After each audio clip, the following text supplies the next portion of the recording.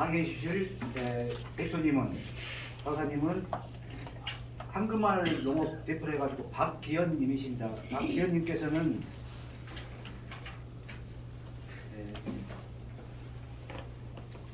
1986년부터 현재까지 농업의 종사, 애길 농사를 짓고 있으시고 2000년 3월 농협 새농인상을 수상하셨고 2006년 한국 신지식인 농업인상을 수상하셨고요.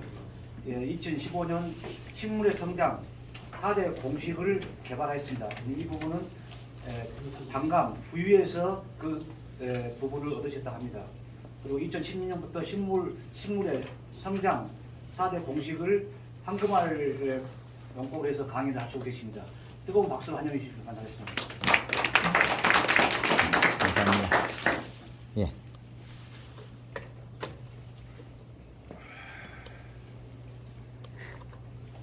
어떻게 드려야죠? 이제 제가 동무대니까 제가 해보겠습니다. 예. 예, 반갑습니다. 황금알 농법 대표 박기입니다. 반갑습니다. 다 잘 아시는 부분을 이야기할 건데 우리 해남은 지리적으로 바람이 좀 불거나 그래서 그렇지 상당히 유리한 조건을 가지고 있습니다. 그래서 그 부분에 우리가 맞을 수 있도록 조금 제가 해보겠습니다. 칠판 여기 쓰면 되는 거예요? 예. 큰 거 달라 이제 조그만 거는.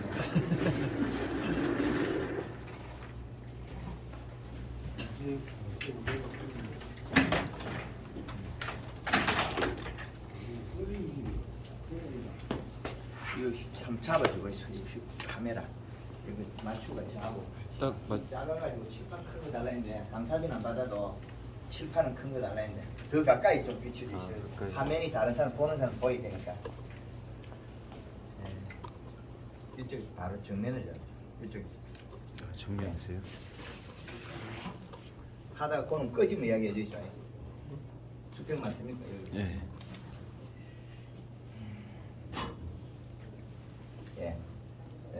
우리가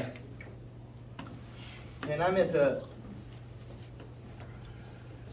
단감을 재배하면 단감은 계절 속에 자라가는 하나의 작물일 뿐입니다. 우리가 재배하는 콩이나 보리나 밀이나 고추나 호박이나 찬박이나 다 똑같은 놈입니다. 그 종의 특성이 조금 다를 뿐이죠. 과수종은 거의 대다수가 대동소이하고 조금 다른 것들이 구원류에서 조금 다릅니다. 고구마는 조금 특이한 성질을 가지고 있어요. 왜 그러냐면 옛날에 우리 어른 때는 고구마를 종자를 쓸 때 종구 작은 건 다 삶아 먹고 사이즈가 크기가 적당한 놈 주먹 1개 반 이상 약 주먹 2개 크기 정도 이렇게 생긴 놈은 종자를 씁니다. 그러면 종순이 굵게 커요. 밑에 우리가 소그름 밟힌 것도 있고 그래서 굵게 나간 종순을 심으면 순이 굵게 나가서 잎이 큰 게 나와요. 그 잎에서 영양이 내려가면 굵은 뿌리가 살이 쪄서 고구마가 된다. 근데 지금은 좋은 놈은 고구마 다 팔아먹고 쬐끄마한 걸 갖다 종구를 만들어 놓으니까 덩쿨이 가늘해요. 그래서 덩쿨 가는 걸 갖다 굵게 키우는 게 비료 양하고 연면식입니다. 그래서 덩쿨 굵기가 우리 쇠젓가락 3mm 이상 두께가 돼야 돼요. 그 굵기 이상이 돼야 3-4mm 정도 두께가 돼야만이 고구마가 잘 만들어져요. 심어놓고 시들어버려도 잎이 없기 때문에 또 고구마 잘 안 만들어져요. 이런 작물마다 자기의 고유의 특성이 있습니다. 왜 그러냐? 고구마는 여기 열어도 되고 덩쿨이 나가서 여기 가서 또 뿌리를 박아 열어도 되는 종입니다. 그럼 덩쿨만 멀리 가면 되겠죠. 여기 여는 게 문제가 아니고 지금 우리가 농사를 경영하는 거는 이 자리에 고구마가 맺혀야 된다. 가까운 두둑에 그거는 종순을 굵게 키워야 되고 심고 나서 안 시들어야 됩니다. 요게 1번입니다. 우리 단감 농사는 어떻게 지어야 되느냐? 단감 농사는 이 나무란 놈이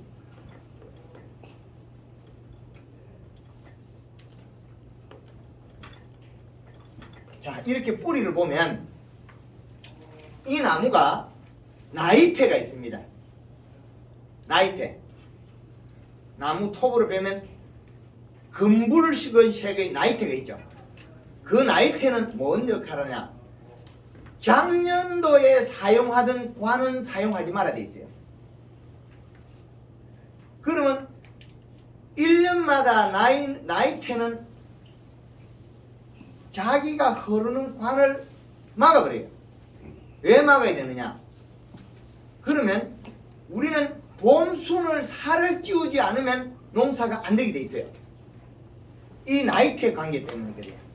이 큰 놈의 나이테는 원 수도관 큰 거, 이놈은 항시 형성이 돼 있어요.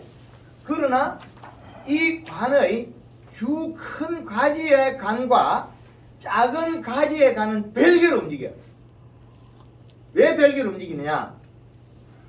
이 가지에서 여기에서 나이테에서 영향이 왔다.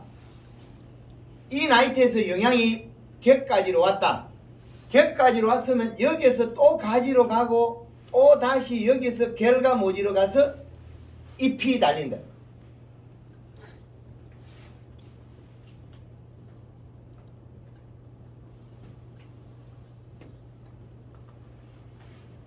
이파리 넉 장밖에 안 들었죠? 이파리 넉 장이면 이마탕을 키울 수 있어요. 순을 다 따버리면 돼, 봄순을. 봄순이 이따만이 길다고 해서 감이 이따만 이런 건 절대 없습니다. 왜 그러냐? 요 잎이 크기의 두께에 따라서 이 영양소는 출발해서 만들어져서 뿌리로 갑니다.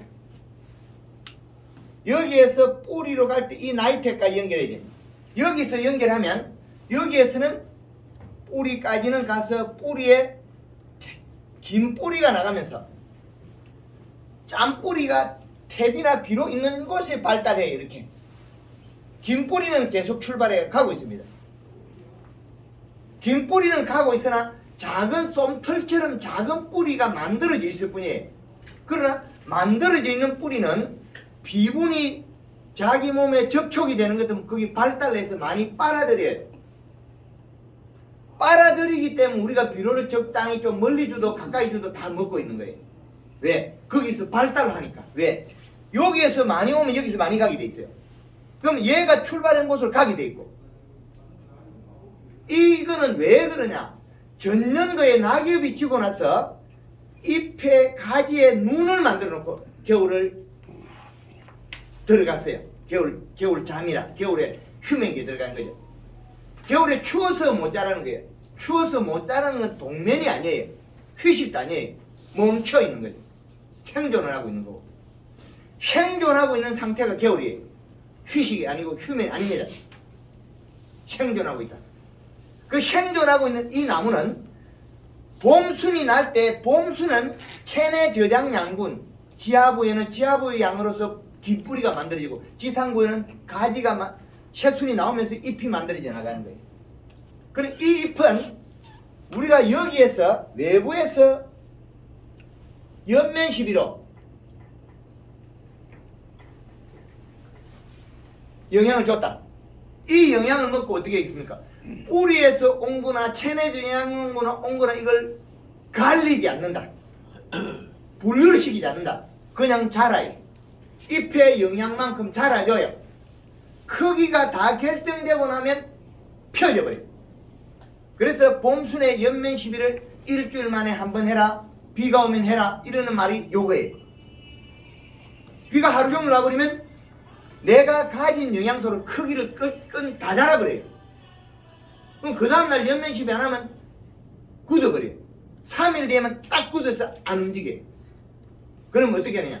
그때부터는 얘는 영양 생산의 뿌리를 돌려주는 기관으로 바뀌어버려요. 그래서 잎을 연면적을 확보하는 것은 봄에 결정한다. 근데 이게 너무 크면 또 불편해요.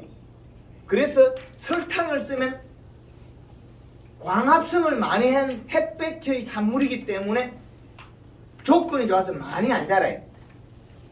길이는 많이 안 자라고 빵빵하게는 많이 자란다. 그러면 최적의 잎의 크기로 바뀌어요. 그 책에 보면 그림이 나올 거예요. 3페이지 그 3페이지 정도의 그림이 나올 겁니다. 5페이지입니까? 그 그림이 우리가 시야에 들어가 보이신다면 1번과 2번, 3번, 4번의 잎의 크기와 가지 모양이 다 다릅니다. 왜 다르냐면 잎의 크기와 가지 모양에 따라서 봄을 결정하기 때문에 그래요.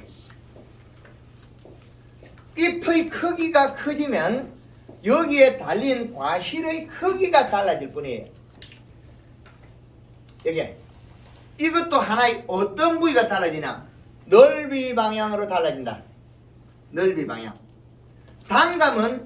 감은 넓이 방향이 먼저 큰다. 딸기도 넓이 방향 먼저 큰다. 그 외 종들은 거의 대사수 길이 방향 먼저 커요. 종 방향. 횡으로 먼저 크는 종과 종으로 먼저 크는 종이 두 개지 분류를 시켰어요. 그 단감이 요거는 큰데 그 다음에 감이 안 컸다. 그건 다른 원인이에요. 지난해 같은 경우에는 감이 더워서 못 컸어요. 감이 딱딱해요. 꼭지 떨림이 일어나요. 그거는 봄에 우리가 사용했던 비료가 용탈이 안 돼가서 가리 성분이 8월 달에 많이 용출돼서 그 짜은 성질을 먹어서 나무가 가리 가다 고온 장애를 입어서 생육이 더디 자라서 멈춰 있었던 뿐이에요. 그 이후에 질소로 풀었다면 아주 감이 쑥쑥 자라요. 그래서 봄의 연면십의 중요성은 하늘 땅만큼 중요하다. 왜? 이때는 에너지가 자기 것밖에 사용 안 하는데 이 나무는 전년도에 눈을 만들었던 거 봄에 온도가 되면 다 나와요. 구석구석 다 나와요. 굵기에 따라 길이에 따라 자기 길이의 길이만큼 나오고 굵기만큼 에너지를 사용하게 돼 있어요. 그거는 자기 스스로 결정한 DNA 에너지. 우리는 잎에 영향을 줘서 작은 가지도 멈추지 않은 가지에서는 잎을 영향을 줘서 잎을 키우면 된다. 그러면 제가 만든 1번 공식처럼 바뀌어요. 근데 2번 공식에 보면 나뭇가지가 이렇게 굵어져 있어요. 잎은 작고. 그거는 강전정을 해서 키우는 농법이다. 강전정. 강전정에서 키우면 봄순에 잎은 사이즈가 작고 가지가 굵어져요. 도장지가 좀 많이 발생하고. 그래서 요즘은 단가지 위주에서 가지를 많이 나무에 부착시켜라. 그래서 초기 연면십에서 단가지는 가지 길이가 짧은 거는 짧게 나간다. 짧게 나간 거는 그거는 멈춰있는 상태에서 연면십을 하면 잎이 빨리 두꺼워진다. 잎의 영양소가 다시 뿌리로 돌아가면서 도장지 나기 전에 빨리 나이테에 속하는 껍질 밑에 목질부, 행성층을 더 많이 만들어줘야 됩니다. 그래야만이 이 가지의 영양이 계속 돌아오지. 그렇지 않으면 도장지로 가버려요. 봄순에 빨리 살을 찌우지 않으면 봄순에 과실이 있는 관으로 관이 안 만들어져요. 그 말은 이 관은 내려가면서 관이 만들어진다. 내려가면서 관이 만들어지고 그 만들어진 목질부, 체간부, 목질부에 그 관을 통해서 뿌리에서 올라와요. 껍질로 내려가고 목질부로 온다. 요 차이입니다. 하나 더 놔주죠. 두 개 다 동시에 쓰면 되겠습니다. 딱 좋네.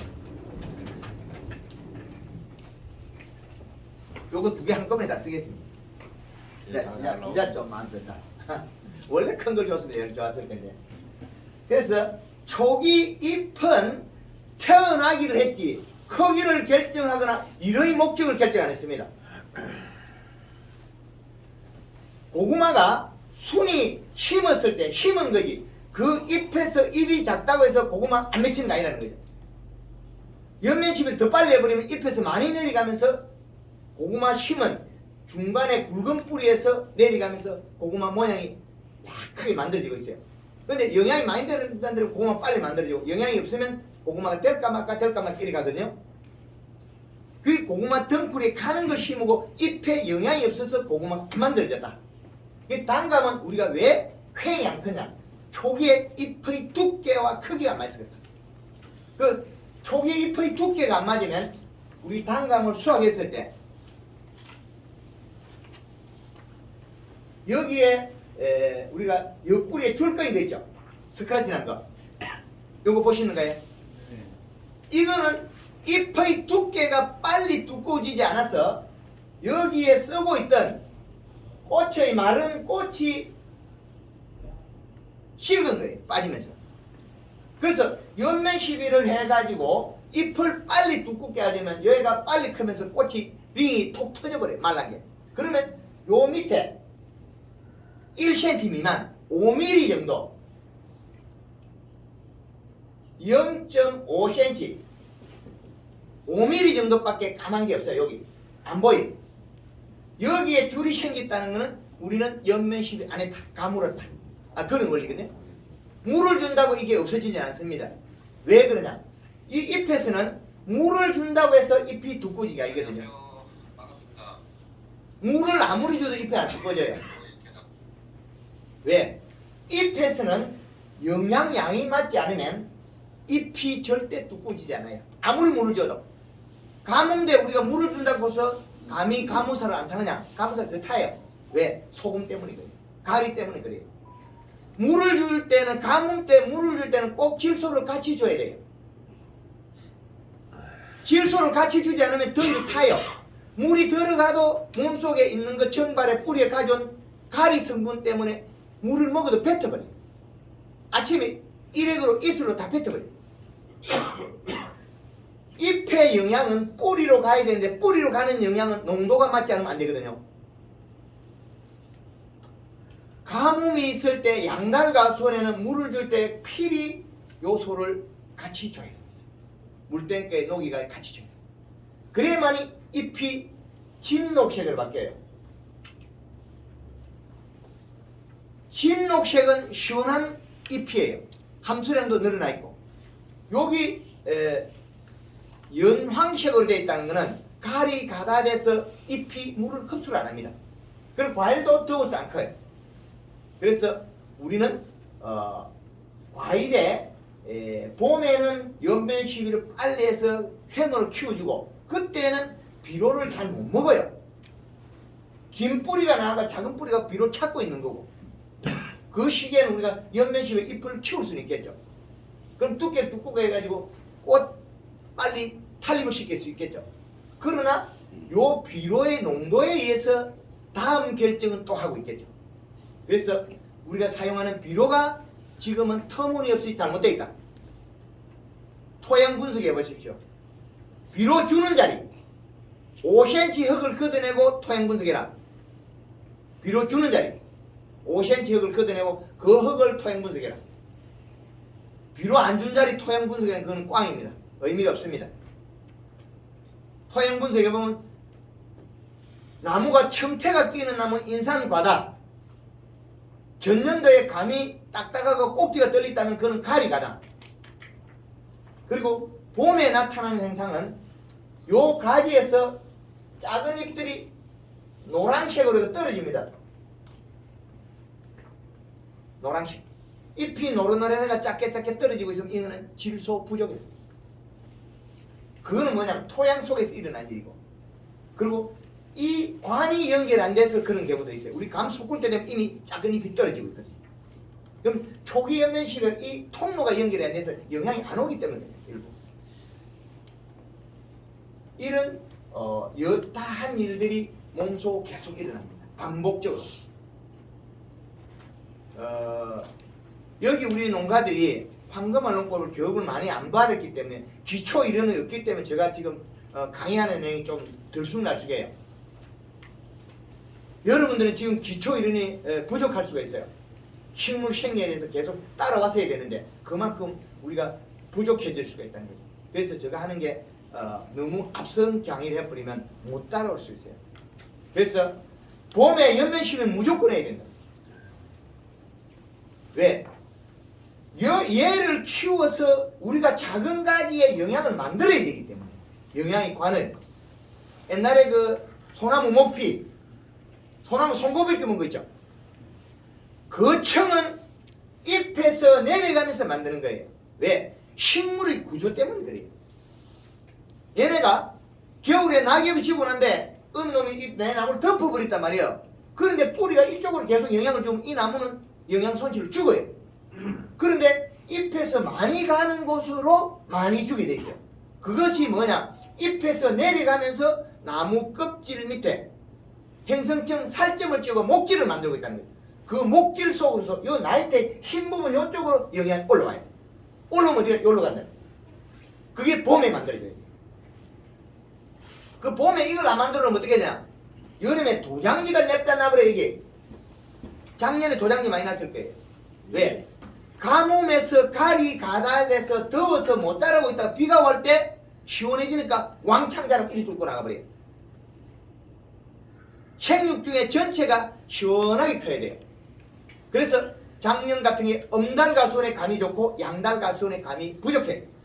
안 좋다는 거예요. 그거는 더워서 그렇다. 그래서 우리는 비료를 부르시게 된다.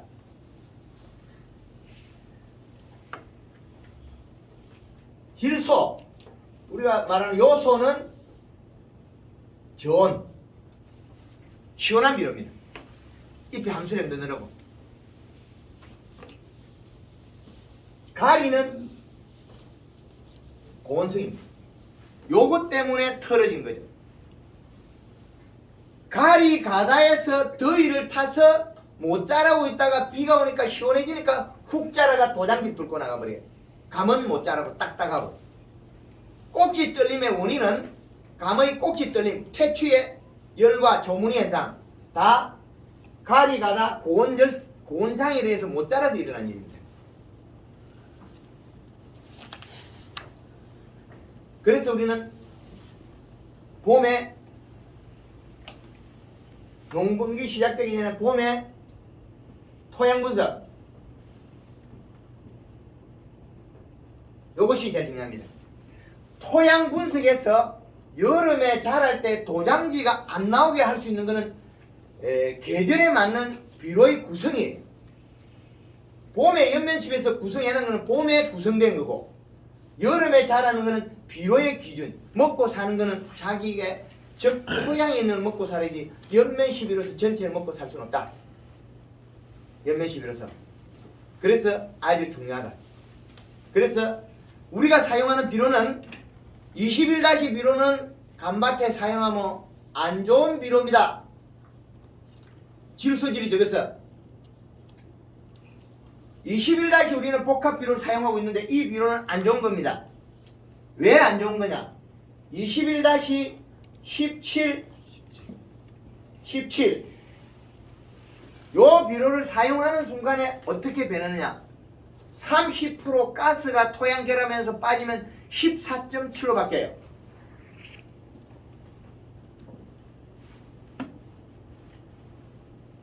14.7. 그러면 14.7에 17, 17이면 뭐가 많아요? 인산가리 가다. 퇴비를 주는 순간에 인산가리 또 늘어난 겁니다. 인산가리 가다.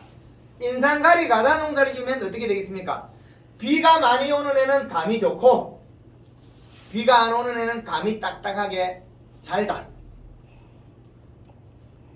올해 회장님 감이 좀 잘죠? 우리 종이 어떻던가요? 올해요? 예. 아 작년에요? 예. 아예 좀 작았습니다. 작고 비가 많이 오는 애보다 좀 작죠, 크기가. 예. 그거는 우리 지역에서 상권을 있는데 농사 짓는 사람이 별로 없다는 거예요. 높은 산에 오후 3시에 상권을이 내리는데 농사 짓는 사람이 별로 없다는 거예요. 작년에 2021년도에 2022년도에 감이 굵은 사람이 없다는 것은 요소를 안 줬다는 거와 상권을이 오후 3시에 상권을 내리는 농장이 별로 없다. 맞나요? 여기 높은 산 있는가요? 없지요? 예. 그럼 우리는 이 비료는 될 수 있으면 안 써야 됩니다. 자, 우리가 또 NK를 한번 써볼까요? NK가 18-0-18이죠.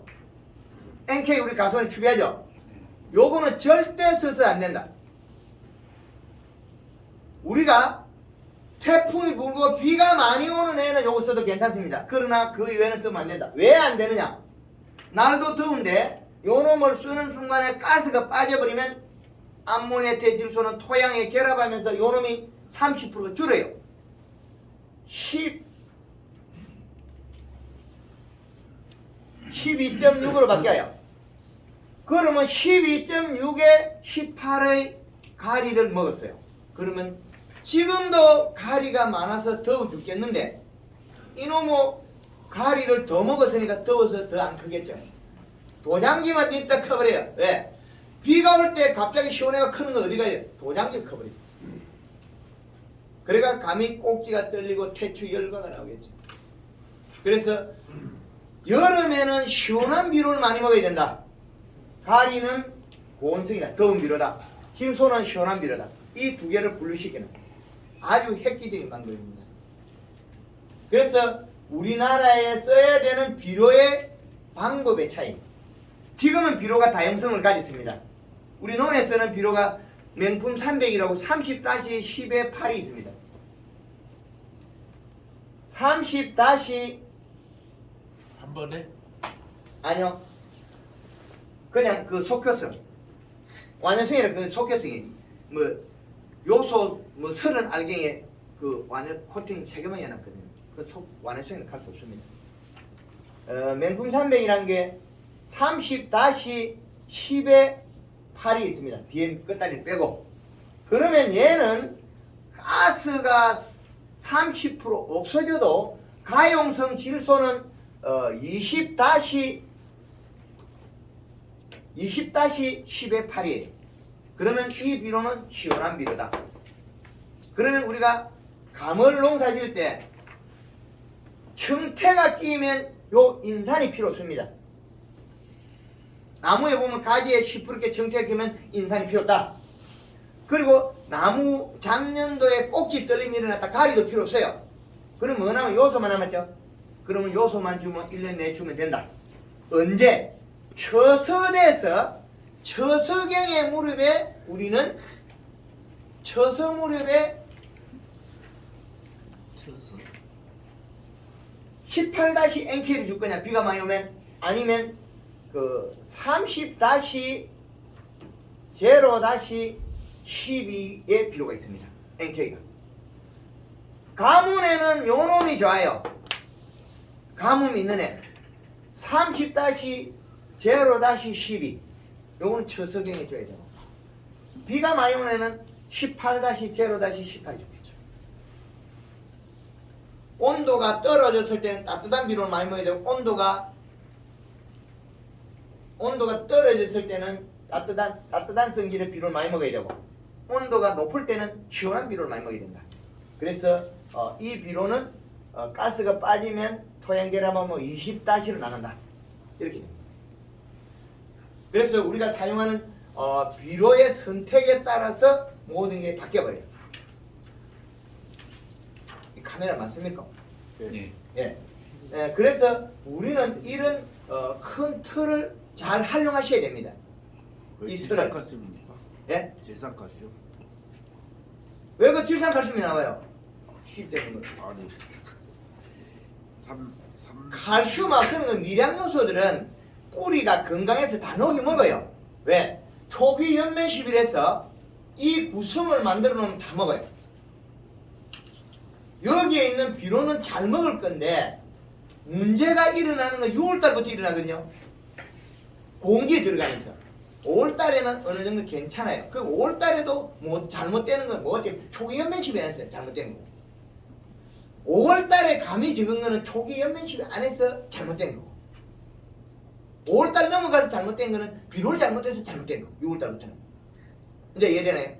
초기에 연면시비 하면 얘들은 그냥 꾹꾹꾹 자라가지고 지 마음대로 내가 원하는 만큼 사이즈 만들어줘요. 그런데 이놈이 체내 전향약물이 없는 나무 같은 경우는 연면시비라도 먹어버리고 잎이 자라진 않는 경우는 있습니다. 나무가 노화된 나무 있지 않습니까? 자빠라져가지고 뭐 한 10년 누워있던 나무 30년 됐는데 우리 팔뚝보다 조금 큰 나무 있죠? 언덕에서 넘어진 거. 그런 것들은 봄에 초기 연면시비에 먹어버려요. 그러면 7월달 넘겨가면 도장지가 터져요. 힘이 세가지고. 그러면 우리가 작년에 투에서 딴 거, 조그만 거 올해는 2L까지 키울 수 있다. 감나무, 노화된 나무 감을 키우는 방법 우리 모르죠? 늙은 나무 절대 안 크죠? 아주 간단해요. 초기 연면 시비만 하면 행동이 바뀌어버려요. 그냥 바뀌어요. 바뀌고 전부 다 큰 거 바뀌어요. 그런데 그 다음 단계로 들어가면 그가 연면 시비했을 때 뿌리가 발달했을 때 이 뿌리가 발달했을 때 여기 비료가 태비가 있어야 돼요. 근데 그 비료가 성격이 문제예요. 성질. 우리가 감나무가 과실이나 식물이 먹어야 될 거는 우리의 비빔밥에 비유하면 됩니다. 비빔밥. 우리가 토양 분석하면 토양 분석의 데이터 나온 자료를 보면 비빔밥에 나물과 양념은 있는데 비빔밥에 정작 밥이 없습니다. 질소분이 표시가 되어 있어요. 토양 분석에 질소분 보신 분 있는가요? 질산태 질소 안 나올 거예요. 정작 밥을 뺀 밥에 대해서 잘해야만이 비빔밥이 잘 팔리고 맛있을 건데 나물이나 양념을 해서 작게 만들어버렸어요. 그게 지금 우리나라의 농업의 현주소입니다. 현실입니다. 그것 때문에 생산량이 감소해서 국제적 경쟁력이 떨어져서 국가적 경쟁 손실이 일어나요. 비료는 질소, 요소를 사오나 가리를 사오나 인산을 사오나 원소는 무기물 원소는 가격이 비슷해요. 그런데 안 먹어야 될 걸 많이 먹여버렸어요. 안 먹어야 될 걸 많이 먹으면 더위를 타서 과일이 절대 클 수가 없습니다.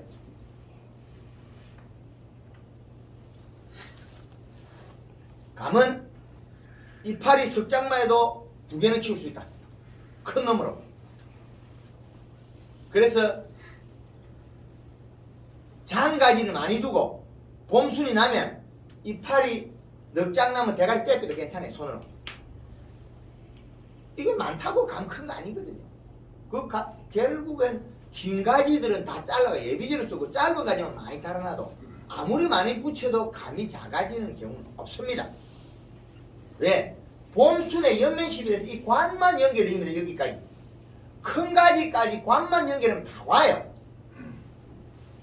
너무 감이 커서 나무가 있다만 부러져서 문제지. 나무가 부러져 버려요. 어떤 애는 감이 커서 나무가 부러지고 어떤 애는 감이 별로 안 크고 나무가 도장지가 커버리고 그거는 비료 구성이 잘못돼서 일어나요. 그리고 봄순에서 영향 안 줘서 일어난 일이고 감만 자라야 되지 도장지 자랄 이유는 없다는 거예요. 도장지가 자랐던 거는 늦게 나오는 시기별로 다시 보시면 돼요. 가리가 많아서 도장지 나는 경우가 있고 봄순에 연면시비 안에서 도장지가 나오는 게 있고 두 가지 경우가 생겨요. 1차 경우는 도장지를 막으려면 초기 연면시비에서 관을 연결해서 과일, 봄순에 과일 달리는 곳으로 영향이 와야 되겠죠. 그 다음으로서는 어떻게 해야 돼요? 비료 구성을 잘해야 되겠죠. 시원하게. 그리고 연면시비는 주기적으로 해서 잎에 힘을 자꾸 돋아줘야 돼요. 그래야 힘이 강해집니다. 그래서 이런 기본기가 있다. 농사에서는. 이 기본을 놓치면 우리는 농사의 흐름이 바뀌어요. 흐름이 바뀌어요. 그래서 요 기본을 이제 조금 배우고 난 다음엔 요것도 화면에 다 나옵니까? 요 칠판도. 예. 네. 그러면 우리가 제일 먼저 알아야 될 거는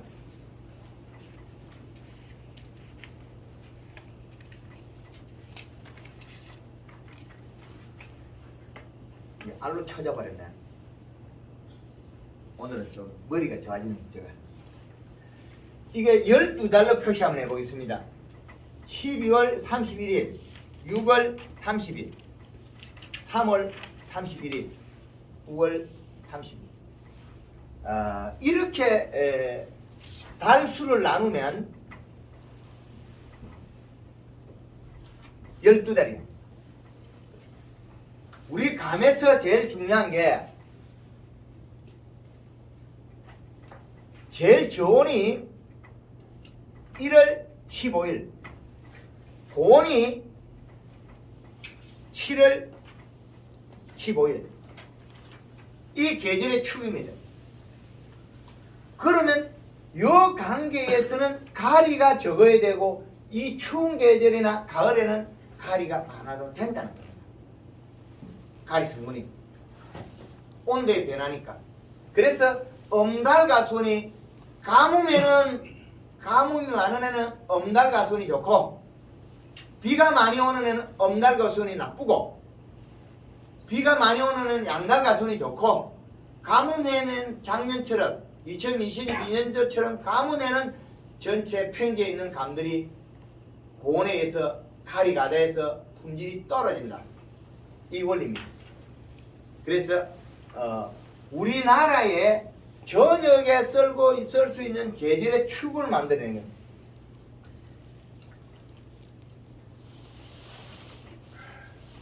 처서가 8월 23일입니다.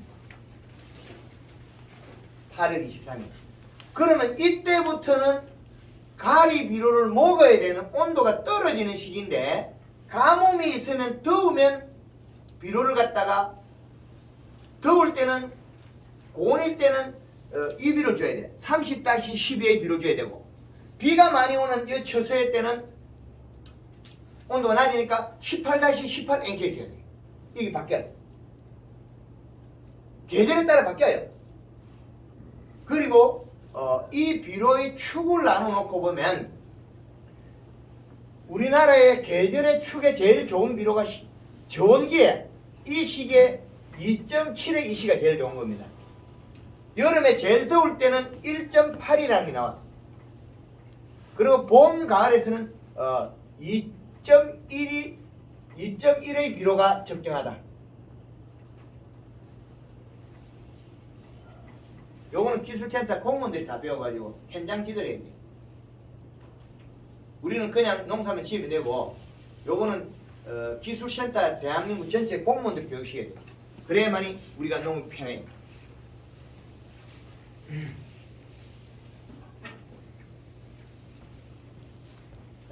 요거는 20m 측정기. 우리 테스트기하고 같은데 전기 흐르는 거. 요 놈은 키고 요 스위치를 눌러서 측정해보면 5초 안에 토양의 비료량을 가리켜줘요. 그러면 여기 숫자가 제일 위에 수분 99.9가 나와요. 손에 제가 촉촉하게 열이 나니까 수분이 많아요. 그래서 수분이 높게 나와요. 토양 수분은 35에서 45% 맞추면 된다. 그러면 토양 수분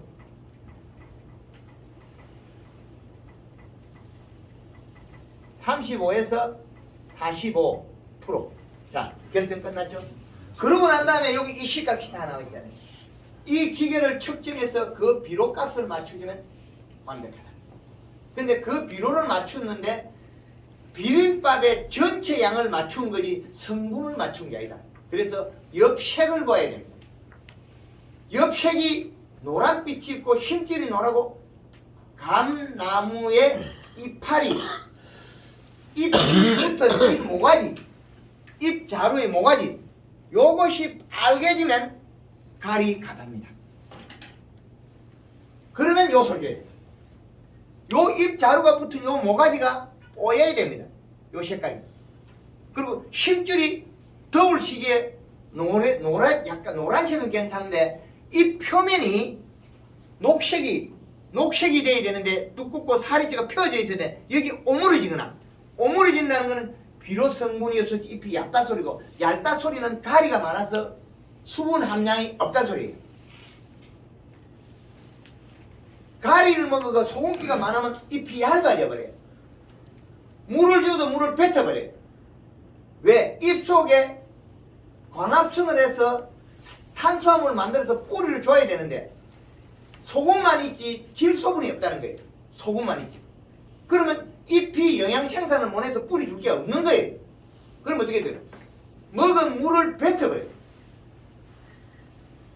물을 뱉어버렸으니까 잎이 안 죽어지겠죠. 그건 질소분의 부족에 의한 가리 가다 고온 열상 때문에 그렇다. 그러나 그게 추울 때는 또 괜찮아요. 좋은 게 들어서요. 가리의 성질이 고온의 성질을 내고 질소의 성질은 저온을 내기 때문이에요. 그래서 감사비료는 독약이라 그랬잖아요. 근데 감사비료를 잘못 주면 나무가 겨우 얼어 죽어버려요. 단풍이 들어야 될 나무가 질소분을 흡수하고 있다면 잘못하면 죽어버려요. 겨울에. 이쪽이 따뜻해갖고 괜찮아요. 예? 이쪽이 따뜻해갖고 괜찮아. 여기도 동해 일어나요. 제주도에도 키위가 동해 일어나요. 저는 대한민국 구석구석 다 가봤습니다. 제주도, 울릉도, 백령도까지 다 가보고 마라도, 가파도까지 다 가보고 우리나라의 국토를 다 밟아보고 우리나라에 일어나는 일을 세세하게 해서 후대가 할 수 있도록 다음 세대가 정확하게 할 수 있도록 기초 이론을 만들어가 밝혀줄 뿐이에요. 기초. 그러면 이걸 세분화시키면 엄청 좋거든요.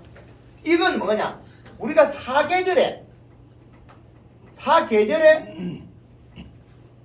이 시값, 사계절의 이 시값 이것만 있다면 우리나라의 전 종목에 제가 기술을 가르쳐 요 기본을 쓰고 있습니다. 개발해서. 이걸 개발하는데 대한민국을 몇 바퀴 돌아가겠습니까? 엄청나게 많은 작물과 많은 그 자잘못을 보고 여기에다 기준표를 만드는 거죠. 여름에 우리가 고추가 키가 크면 비료 많아서 그렇다 그러죠. 비료가 작으면 키가 큽니다. 이해가 안 되죠? 우리나라에 알고 있는 상식이 다 뒤집어 엎어야 돼.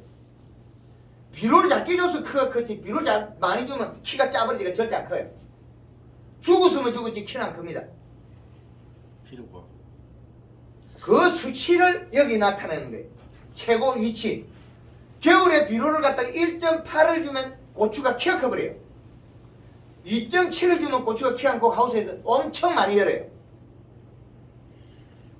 그런데 지금 농자재에서 겨울 고추에다가 비료를 갖다가 20에 20, 20을 줘버려요. 그럼 어떻게 되겠습니까? 20을 주면 14가 되겠죠? 14에 20, 20 때 뭐 몇 번 주고 나면 가리가 닿아서 고추가 완전히 지금 고추가 올라간 거예요. 농자재에서 자재를 잘못 팔아서 고추값이 폭등한 거예요. 아주 단순한 문제예요. 기초가 잘못되어 있기 때문에 농민들이 계속 피해를 보고 있다. 그래서 이 기초를 계속 개발해가 발표할 거예요. 이 기초 이론을 활용해라는 거죠. 저희 사무실에서는 한 달에 한 번씩 강의해요.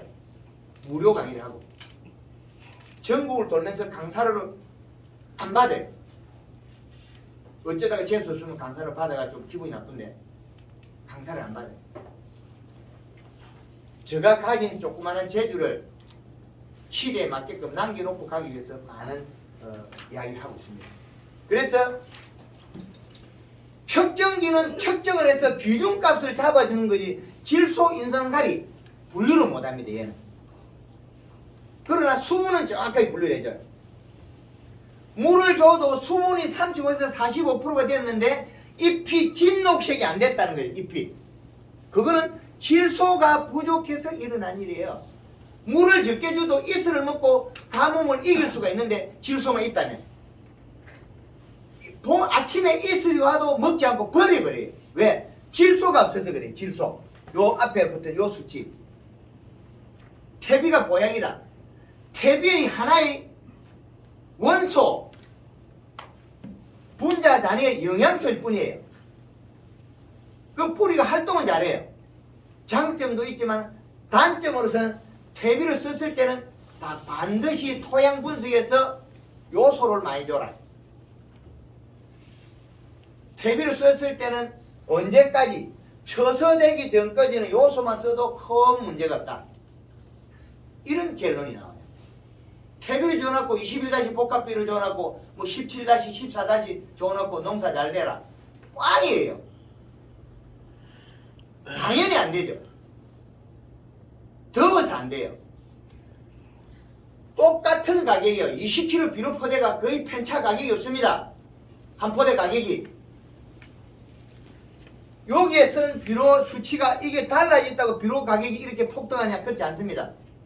그러면 우리는 사용이 필요 없는 것들을 많이 남용해서 국가의 경제적 손실을 일으켜요. 우리가 있는 농가들에서 요렇게 비료 구성을 잘해가 생산을 잘해서 외국을 수출해가지고 돈을 벌어와야죠.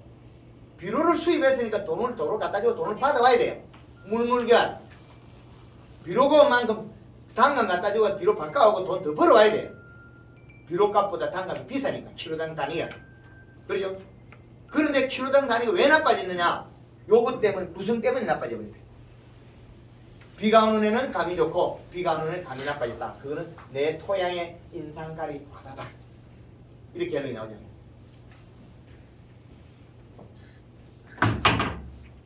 우리가 제가 이거 하나 개발하는데 어마어마한 시간이 걸렸고 황금을 얹고 개발하고 학문을 하기 위해서 4대 공식을 개발하는 것 32년 만에 개발한 거예요. 몇 번을 실패했겠습니까? 비료를 어마어마하게 줘봤죠. 비료 주면 어떻게 도장지만 냅다나요. 봄순을 키워서 봄순으로 영양을 과하게 만들어야 되지. 비료를 줬다 해서 감이 클 것이다. 맞을 수도 있고 안 맞을 수도 있어요. 21다시 복합비료 줬거든요. 안 돼. 그 다음에는 요소를 줬거든요. 또 안 돼. 1년에 2,000포씩 줘봤어요. 3만 평에. 비료 주면 곡식이 잘 되고 농작물이 잘 돼야 된다. 그거는 이론하고 실질적으로 안 맞습니다. 그건 왜? 식물의 움직임을 연출하고 만들어줘야 되는데 만들어내는 우리가 기술력이 부족했다. 네덜란드에서 기술을 배우면 반쪽짜리입니다. 왜? 우리나라의 온도 요 정도밖에 안 되거든요. 요게 없어요. 고추농사 짓는 사람 네덜란드에서 기술을 배우면 반쪽짜리 배우가 돈이 안 되게 돼 있어요.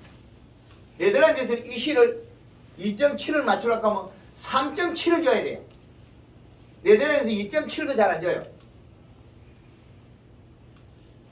겨울에 햇볕 양이 작아서 광합성에서 대사작용하는 시간이 짧으면 고농도를 먹어야 돼요. 농도를 더 세게 먹어야 돼요. 그런데 농도를 세게 먹이지 않았기 때문에 농사가 안 되게 돼 있다는 거죠.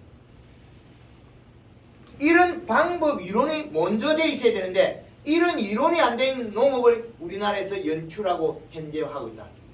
우리나라의 농업이 1차 산업이 상당히 전 세계 국제 경쟁이 있다. 왜? 이런 기준을 찾아내서 적용하면 되니까 네덜란드에 가져온 기술을 응용해서 더 좋게 만들면 됩니다.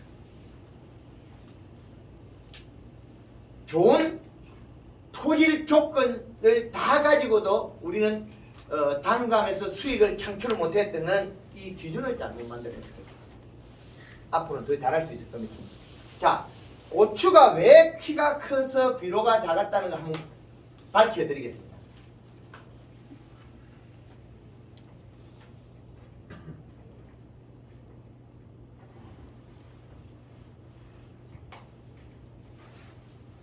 이 그림을 보면 지금 이게 성장을 하는 기간,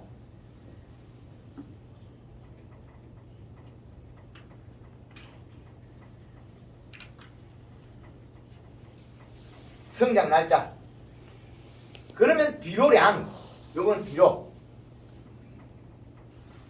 요거는 식물의 성장.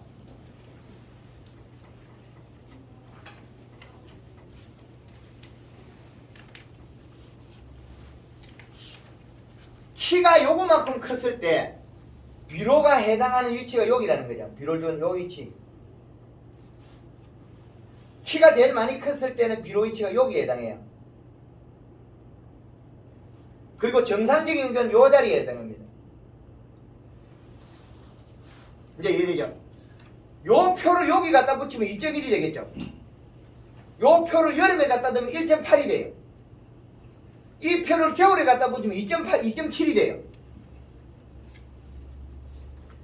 여름에, 겨울에 지금 하우스 고추가 1.5가 되면 키가 커버리는데 여름에 1.5가 되면 키가 안 커요.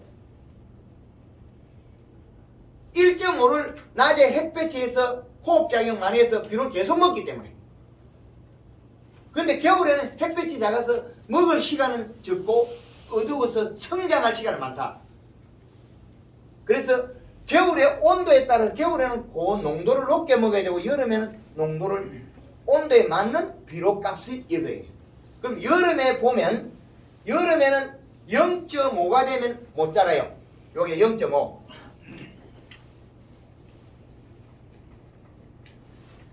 겨울에는 어떻게 되냐? 0.8이 돼요. 겨울에는. 겨울에 0.8, 여름에 0.5. 키가 큰 거는 여름에는 0.8에서 1.0이에요. 겨울에는 얼마가 키가 크냐면 1.5가 키가 크거든요. 요 시점에 키가 안 크고 제일 잘 되는 거는 여름에는 1.8이에요.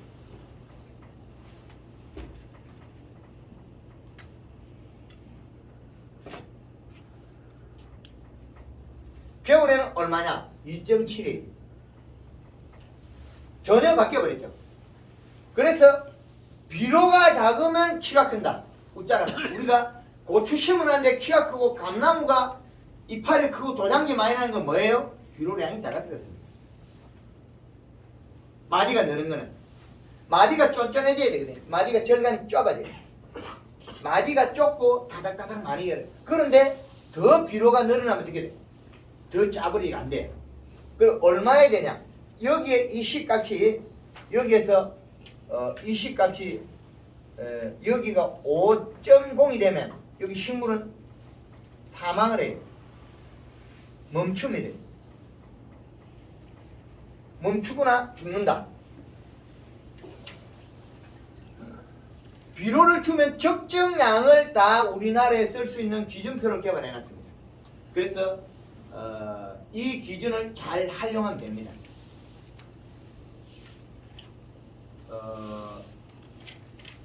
우리 해남에 일부 적용해가지고 벼, 고추, 배추 다 하고 있습니다. 어떤 건지 가르치다면 다 가르치주니까 우리나라에 전역에 있는 작물을 전종을 가르쳐줘요. 사무실에서도 교육을 무료로 해드리고 사무실에 오면 식사도 조촐하게 저희가 대접해드립니다. 1월 27일에 사무실 강의에 약 한 30명이 왔는데 제일 멀리서 온 분이 진도에서 왔고 그 다음에 경기도 쪽에서 온 분이 계십니다. 저희 집까지 최고 멀리 온 사람이 강화도에서 오신 분도 작년 재작년에 있었고 그래서 우리 작물을 다 가르친다. 해남에는 앞으로 우리가 황금언론법 골드그린 골드칼라 공급 업체가 있습니다. 대리점이 문내면에 있는 우리 동양 캐릭터 대리점 우리 대표님이 사장님이 그쪽에서 공급하기 때문에 거기서 샀으면 돼요. 이쪽에서는 거기 샀으면 된다.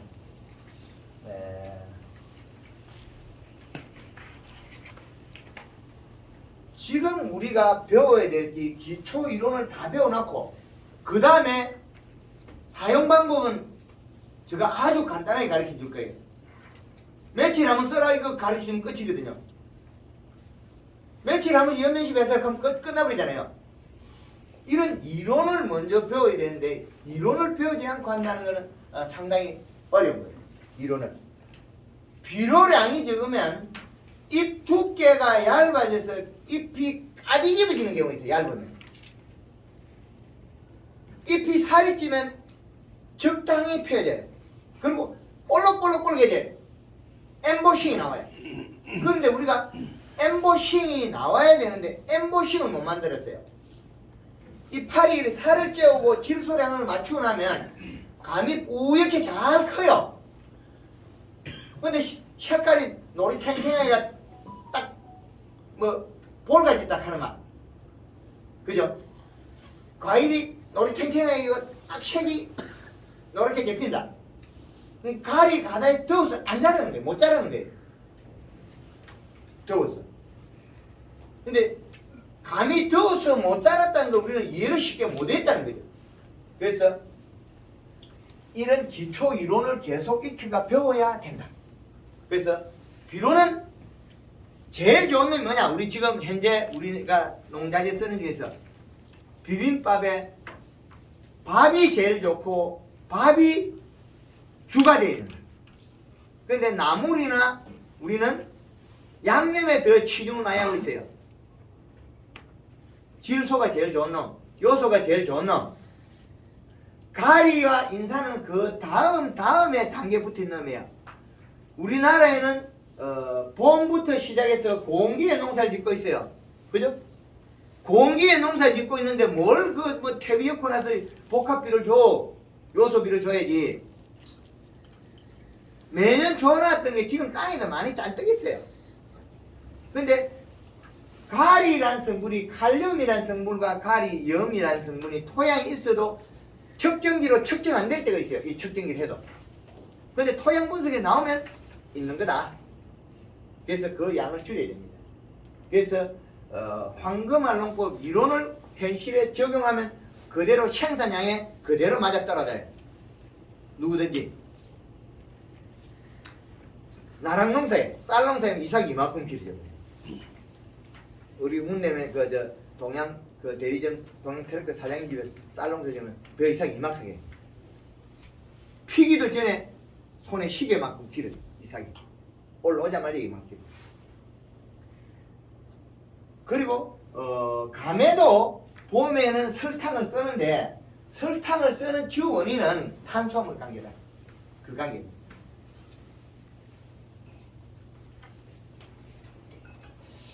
우리 오후에 우리 안 바쁩니까? 좀. 예.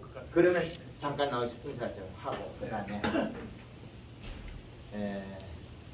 그래서 제가 잠깐 시간 보고 있습니다. 우리 해남 대리점에 황금알농법 골드 그린 골드 칼라 대리점에 문내면에 동양 트랙터 대리점 하시고 우리 사장님 계십니다. 인사.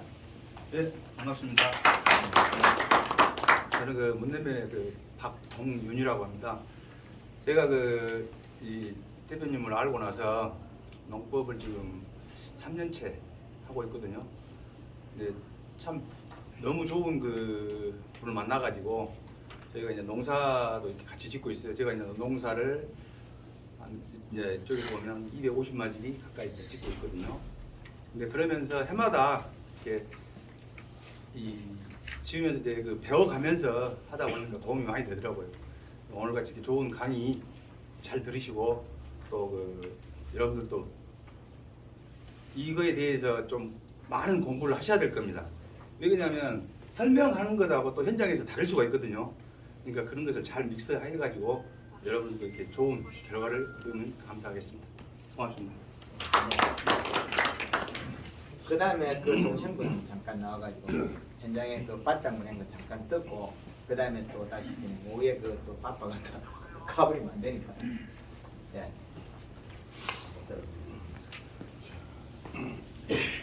우리 동생분은 바짝문하고 많이 적용해서 현장에서 하고 계시니까 형님은 쌀 농사에서 했을 때 쌀이 지난해 톰백 한 70개 나와도 1등 2개밖에 안 나옵니다. 전부 다 털떡 나와요. 그리고 방아찌에 나오면 쌀이가 안 나와요. 그리고 밥을 해놓으면 그 다음날 아침에도 밥이 맛있어요. 이 하루 지나도. 이제 밭작물을 또 동생분이 하니까 그것도 잠깐 들어보고. 네. 안녕하십니까, 박영진입니다. 제 밭을 한 2만 원 5천 정도 짓고 있는데요. 저도 한 3년 됐습니다. 한국말 농법을 접한 지. 근데 너무 좋습니다. 제가 농사꾼 입장에서 요즘 생산비도 많이 들고 그러지 않습니까? 농산물 가격은 싸고. 근데 우리 생산비가 한국말 농법을 생산비가 엄청 줄어들어요. 제가 농약값이 한 해에 한 4, 5천만 원 정도 들거든요. 근데 이 한국말 농법을 접하고 나서는 한 2천만 원대 거의 반절 수준입니다. 이제 한국말 농법을 접하는 과정에서 이제 한국말 농법 대표님을 100% 믿으셔야 좀 한국말 농법에 대해서 성공을 할 수가 있습니다. 재작년이나 작년이나 뭐 기본적으로 양파 같은 요소를 하면 안 된다고 알고 계시지 않습니까? 근데 저는 한 2포에서 한 3포 정도 사용을 합니다. 3월달, 4월달 지금 한 지금도 2월달에 한 포 반 정도 사용했는데요. 한국말 농법을 접하면은 절대 물러지는 게 하나도 없습니다. 못 믿으실랑가 모르겠지만은 제가 경험을 해보니까 진짜로 설탕하고 이 영양제하고 쓰면은 더 이상 좋은 건 없더라고요. 물러진 게 하나도 더 단단해지고 하여튼 농법 대표님 이 말씀을 100% 이렇게 접하셔야 한국말 농법을 적용할 수 있으실 겁니다. 많은 도움이 되실 겁니다. 감사합니다.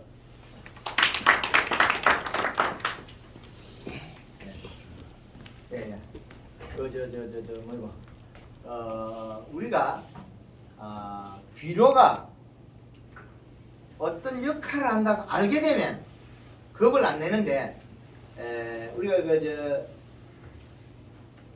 작년도에 사이마스켓 같은 경우는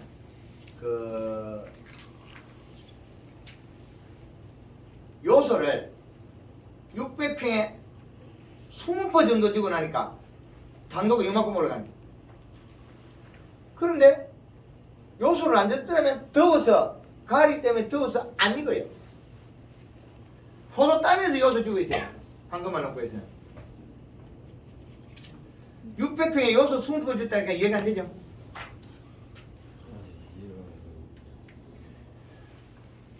그 잎을 보면 얘가 더위를 탄지 추위를 탄지 알 수가 있어요. 가리 가단지. 그럼 우리가 감농사 짓는데 감히 퇴비를 내가 매년 줘가지고 어떻게 잘 해먹어 볼 거라고 뭐라도 좀 줘야 가리 이만한 거 따가지고 돈 번다 싶어 퇴비를 매일 줬단 말이에요. 복합비료 찐딱 주고 그것도 복합비료는 20일날씩 안 주고 뭐 14나 17이나 더 낮은 거 줘버렸어. 더 낮은 거. 그럼 이거는 진짜 좋은 질소나 요소는 없고 다 엉뚱한 놈 나무라고 양념만 많은 거예요. 비빔밥에. 그거는 가을까지 요소 줘도 괜찮아요. 그 농업에 우리가 사용하는 방법을 제일 잘 배워야 된다. 강원도 철원에서 양파에도 올 초에 NK 뿌린 거는 말리면 썩어버려요.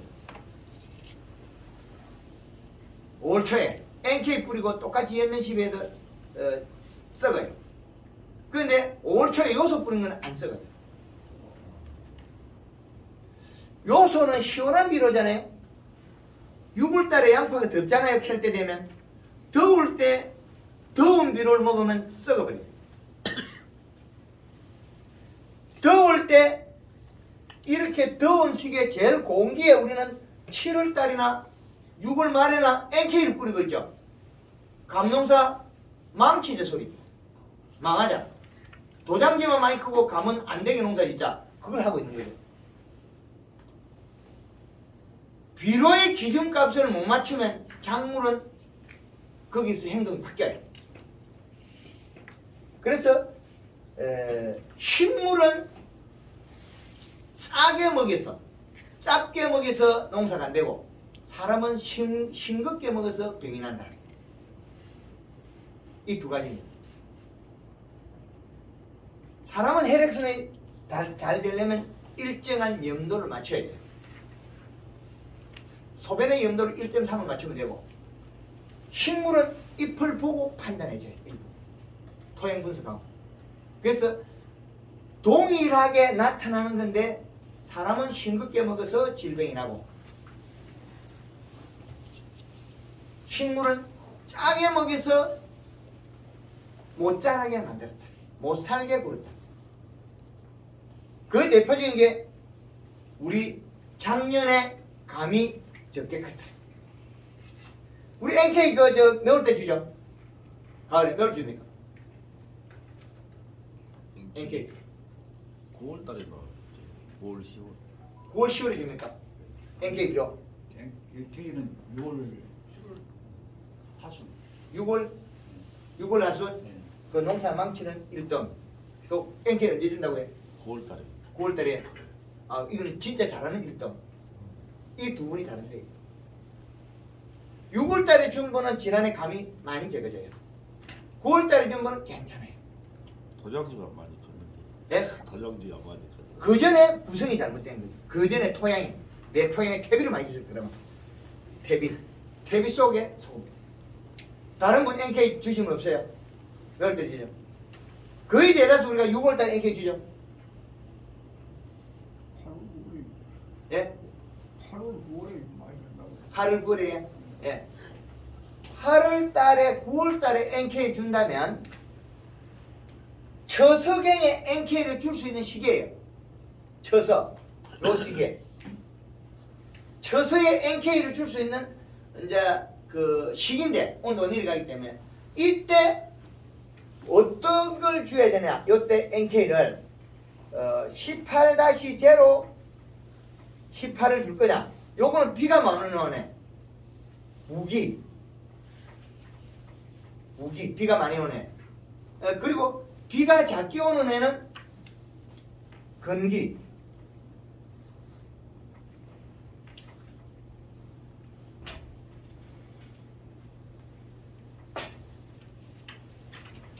건기에는 30-0 0-12도 줘야 된다. 이 두 개 바뀌었어요. 그러면 건기에 주는 NK와 우기에 주는 비료량이 바뀌어야 돼요.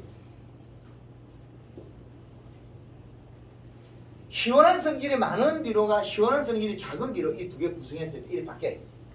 이게 처석에 이게 처서에 일어날 일.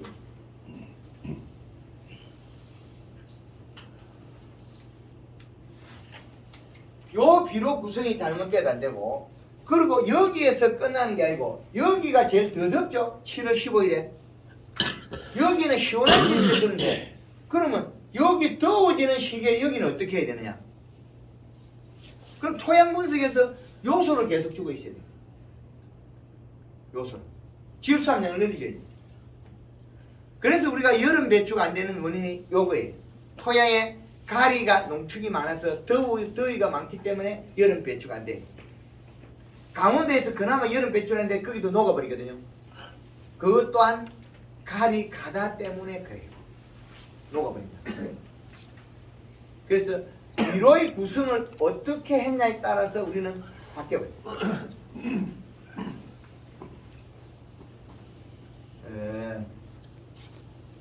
이 비료라는 거는 토양이 우리가 봄에 우리가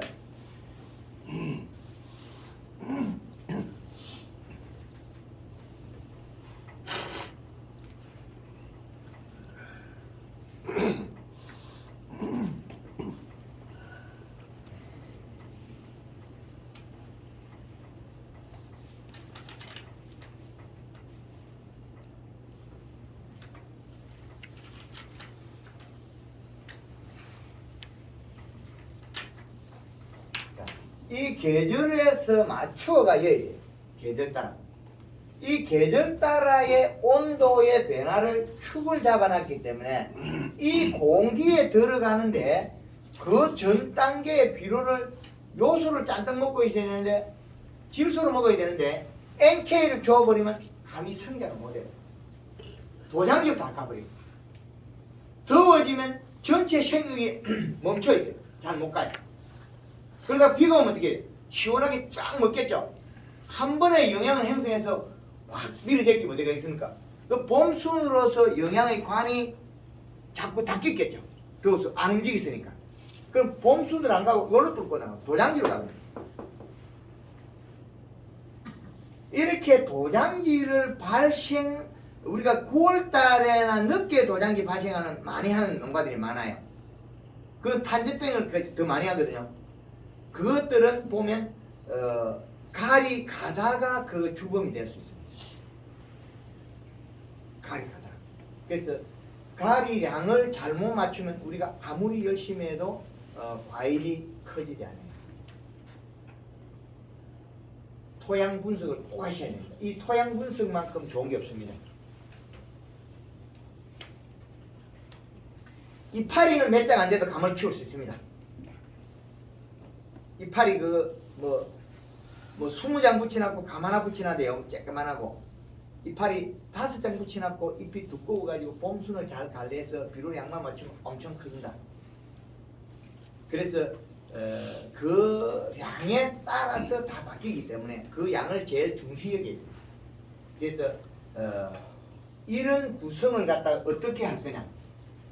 그러면 요 단계가 제일 중요한 단계인데 봄에 연면시비에서 만들어줬다면 여기는 이제 공기에서는 자기 스스로 자라야 돼. 연면시비를 해줘도 주가 되는 게 뿌리가 다 먹어야 돼. 봄에는 뿌리가 안 뻗치기 때문에 연면시비가 이거는 1등이고 그 다음에 연면시비가 2등으로 빌려나고 뿌리가 일을 해야 돼. 1등이 순번이 바뀌어야 돼. 그러면 가을에 들어서 또 비가 많이 오냐 직경이 바뀌어야 되죠. 그리고 가을에는 단풍이 들어야 된다. 단풍이 들어야만이 겨울에 동해를 막을 수 있다.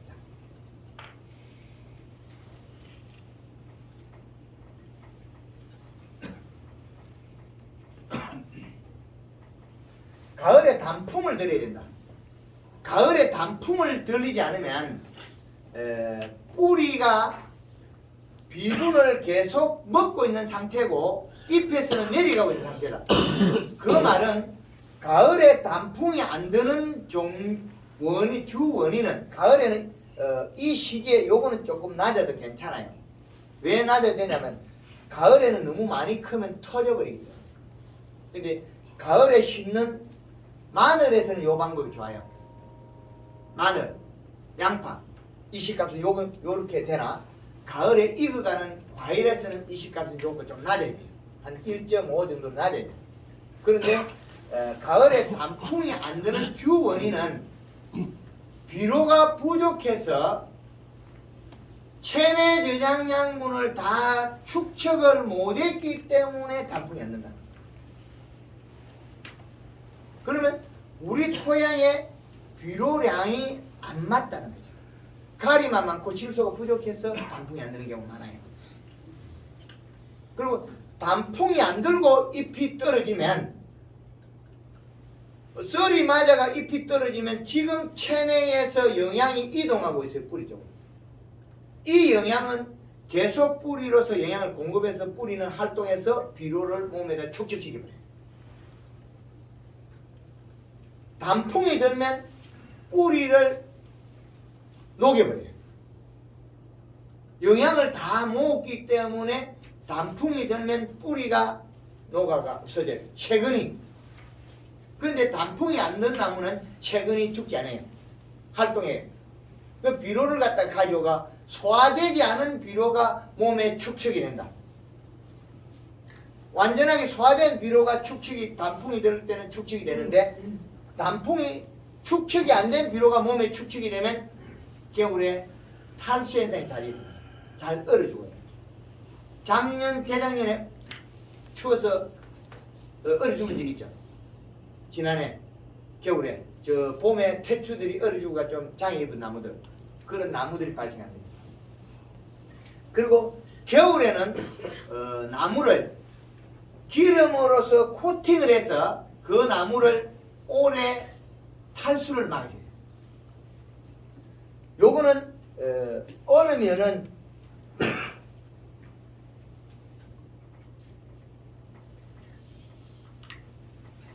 12월 초에 첫 얼음 얼고 난 다음에 이때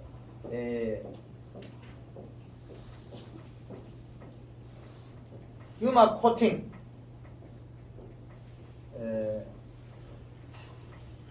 식용유 18리터 콩콩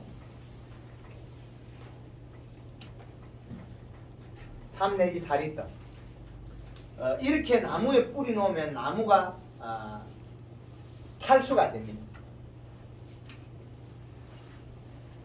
단과 묘목에 단풍을 들이고 저희가 유막 코팅을 하기 때문에 나무 묘목을 캐지 않아요.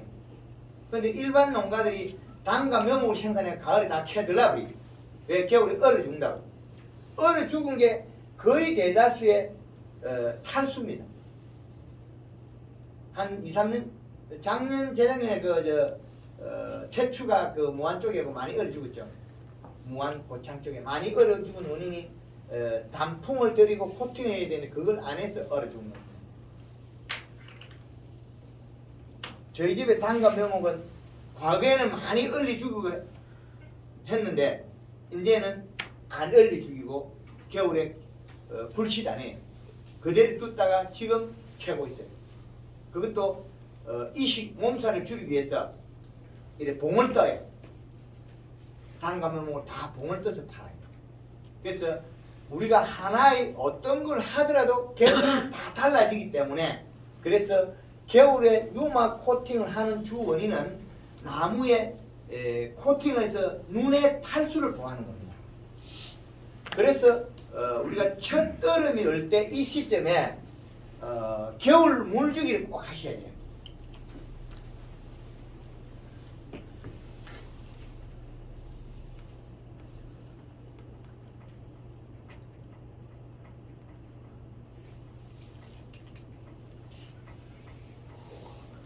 겨울 물주기는 흠뻑 주가지고 12월 달이나 1월 달, 뭐 2월 달에 겨울에도 우리가 그 물을 줄 수 있다면 흠뻑 줘야 됩니다. 그래야만이 겨울에 탈수를 막을 수 있습니다. 비가 와갖고 다 이렇게. 근데 지금 우리 이쪽에는 해남 쪽에 눈이 오는 애는 괜찮은데 눈이 안 오는 애는 봄에 그 순이 나올 때 약간 비실비실한 애가 있어요. 그게 탈수가 된 거예요. 탈수가. 그래서 나무들은 유막 코팅을 목적은 겨울에 탈수를 막기 위한 겁니다. 그 물을 줘도 이걸 막아줘요. 봄순이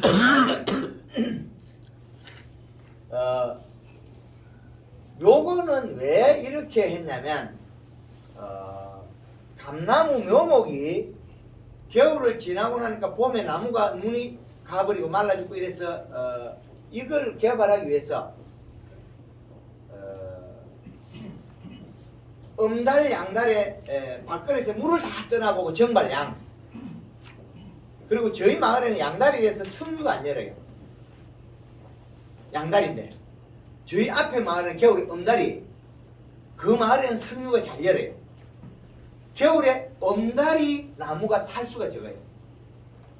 석류가 눈이 안 상한다는 거예요. 음달이 돼서 그 음달이 더 꽁꽁 얼지 않습니까? 그래도 이상했다. 그래서 접목할 우리 나무 겨울 가지를 우리 보레통 큰 거 있지 않습니까? 거기다 음달에다가 놓고 꽁꽁 얼려봐도 나무가 잘 안 죽더라. 어쩌다가 한 놈씩 쪼개지는 게 있어요. 그런데 전반적인 나무는 물에 얼려가지고 꽁꽁 얼렸다가 겨울에 잘 안 죽는다. 자기 체내 지향형 탄수화물이 어느 정도 가지고 있다는 거죠. 그래서 겨울에 물 주기는 아주 중요하다. 그리고 유막 코팅은 왜 개발했느냐? 12월 달에 한 20일 정도 돼서 서촌조심 묘목을 캐다가 많이 남았는데 혼자 캐다가 포크레인이 유압호수가 터져가 뒤에다 이렇게 쌓아버렸어요. 많이 묻어버렸어요. 그래서 포크레인 세우고 묘목 가져와서 올 때 뭐라 했냐? 기름 묻은 놈은 내년 봄에 다 죽고 기름 안 묻은 놈은 내년 봄에 다시 캐가 팔아먹어야 돼 그랬는데 봄에 가니까 기름 묻은 놈은 멀쩡히 살아있고 기름 안 묻은 놈은 다 얼어 죽었어요. 그래서 유막 코팅 개발한 겁니다.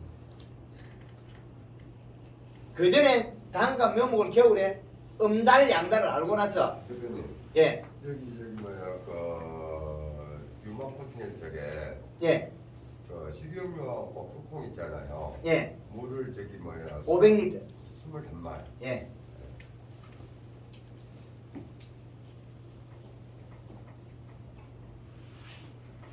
물 500리터.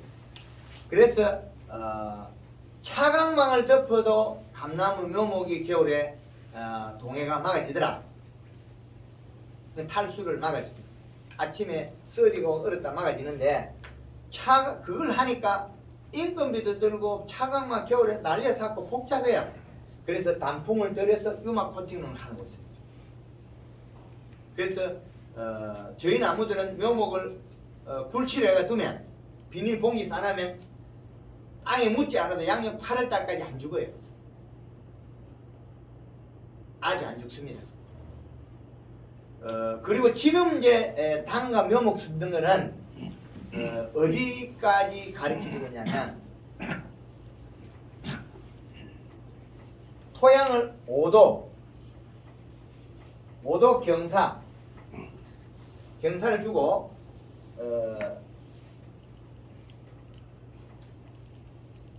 요거는 4m 나무와 나무 사이는 1에서 2m까지. 그 나무 심는 방법은 여기서 눕혀 심어라.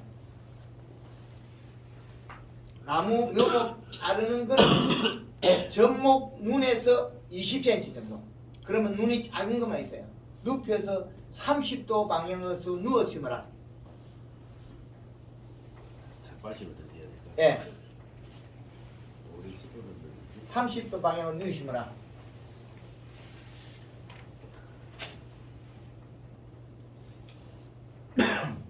(30도) 방향 누워 심어라.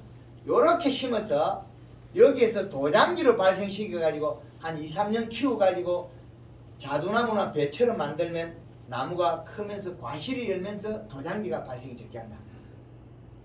그리고 나무가 안 찢어진다. 이렇게 키우다 보니까 이게 자랄 때 많이 잘라내 불고 가지 수행을 만들기 위해서 영양 손실이 너무 많다. 그래서 나무는 이제 30도 방향으로 뉘어 심어라. 전목 눈에서 20cm 나무 다 잘라버리다.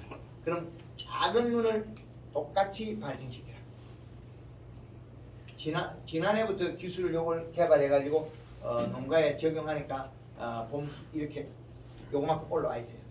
그럼 이거만큼 더 키워야 되겠죠. 키워가지고 각도로 이런 식으로. 그래서 이제는 옛날에 우리가 키우던 과일 큰 나무들을 우리가 빨리 제거를 못하는 게 우리 수익이 줄어들기 때문에 그렇거든요. 그래서 앞으로는 사과나무처럼 빨리 최대 교체를 해야 된다. 가격 비싼 거. 우리가 부유단감이 한 박스가 평균 단가가 15kg에 지난해 뭐 15,000원대, 20,000원대 되지 안 되죠? 그렇게까지 안 하죠. 예? 그렇게 쌀 때가 어디가 있나? 15kg에 그렇게 하면은 10kg에 10kg에도 그렇게 50가도 2만 원 다 넘었는데 넘으세요. 예. 한 35가 같은 경우는 지금 가을에 딸 5만 때보다 원, 6만 원까지 하고 있는데. 가을에 딸 때보다 더 싸다 그러거든요. 지금 안 그래요? 지금 그 우리 지역에 감이 지금 아니 제가 지금 날마다 저 가락동 시장하고 내고 있는데 예 지금 5만 원, 6만 원까지 나와요. 10kg에 몇 과입니까? 35가가 6만 원 나오고 예 40가가 5만 원 선이에요. 45가가 45가는 4만 원 선. 40가 있죠. 거기 40가가 5만 원 선. 40가가 예. 예. 예 가격이 잘 받으시네. 예. 지금 그 가격이 지금 우리나라의 농산물들 거의 대다수가 농사가 잘 되면 지금 생산량이 많아요. 국내 소비로서는 넘어갔습니다. 전체. 사과들도 지금 생산량이 넘었고 사과가 재고는 많이 안 보이고 지금 우리가 지금 약간 좋았던 거는 딸기 농사가 중간에 처음에 좋았다 주춤해 됐어요. 딸기 생산 줄어버렸어요. 그리고 밀감이 올해 후반기에 생산량이 좀 줄어버리고 우리가 다행인 것이 날씨가 춥게 그럴까 요즘 들어서 가격이 엄청 올라요. 예, 그 딸기 때문에 딸기 생산량이 없어져 버렸어요. 딸기가 그런 가격이 형성되는 게 아마 지금 그 재고량이 사과가 지금 상당히 많이 가지고 있거든요. 사과배가 재고량이 많이 가지고 있어요. 올해 사과가 지금 양이 많이 가지고 있는데 단감이 창원 쪽에는 지금 재고량이 많아요. 앞에 좀 많이 냈습니다. 12월 달에 엄청나게 꺼냈어요. 12월 달에. 12월 달에 가격 좋았어. 예? 12월 달에 가격이 좋았었다고요. 1월 달이 안 좋았어. 1월 달에. 예, 엄청 많이 냈어요. 우리 그리고 창원 대표님 좀 이따 점심 식사를 해야 되는데 쪽에. 예, 그 점심 식사 끝나고 오후 수업을 또 이렇게 해주시면 예. 그래서 지금 우리가 앞으로의 과일나무를 한 품목이 아닌 세대 교체를 해야 되는 단계가 왔거든요. 부유 단감에서 이제 일부는 갈아타야 된다. 그리고 저장 과일을 시대의 과거에보다 자꾸 줄여 먹어요. 저장 과일을. 그래서 내가 생산한 소비량만큼 저장 과일을 하고 그 전에 지금은 기호도가 높은 과일을 많이 생산해야 된다. 그래서 지금 심어서 빨리 소득을 내는 방법이 지금은 저희가 최고 밀식인 건 얼마까지 심었냐? 요 면적이 우리가 2.8에 요 간격을 1.5를 심었거든요. 2.8에 1.5 1200평에 850주를 심어서 수확했어요. 그래서 지금은 30도 방향을 누유가 심는다면 1m 간격을 지을 수 있다는 거죠. 그래서 이본 주질에서 빨리 키워서 제껴서 해야 된다. 그럼 더 빠르다는 거죠. 사과에는 지금 다축 재배법 해가지고 가지를 우리 폭 지금 이렇게 새끼가 뽑아 올려가지고 4개, 5개씩 뽑아 올려가 수확하고 있어요. 원가지에 바로 수확하고 있거든요. 그래서 단감도 우리를 Y자형 비슷한 형태를 가되 빨리 키우면 나무가 찢어지기 때문에 뉘어서 도장지에서 놓은 가지는 옆으로 휘어도 찢어지지 않는다. 그 원리와 키 낮은 방법을 만들어내자.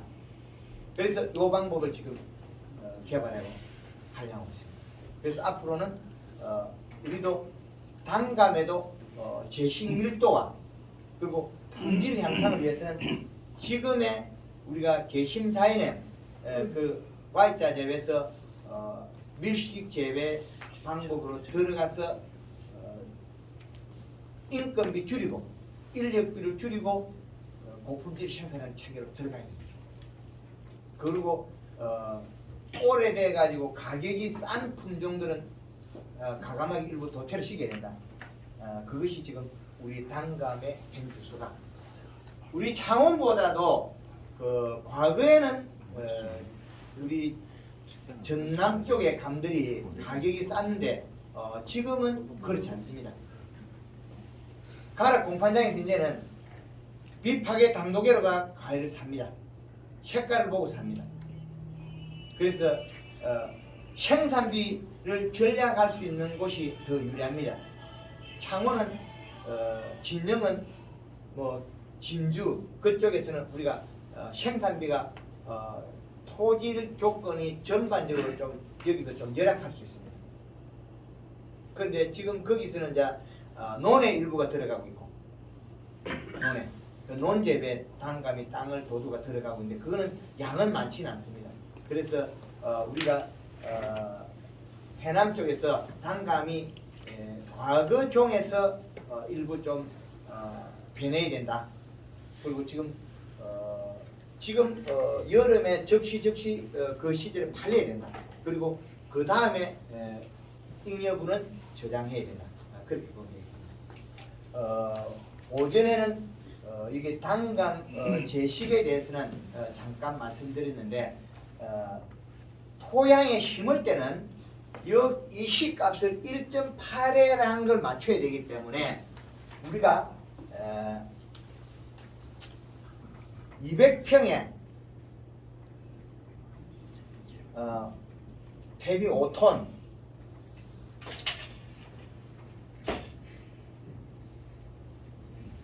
대비 5톤 그 다음에 완효성 복비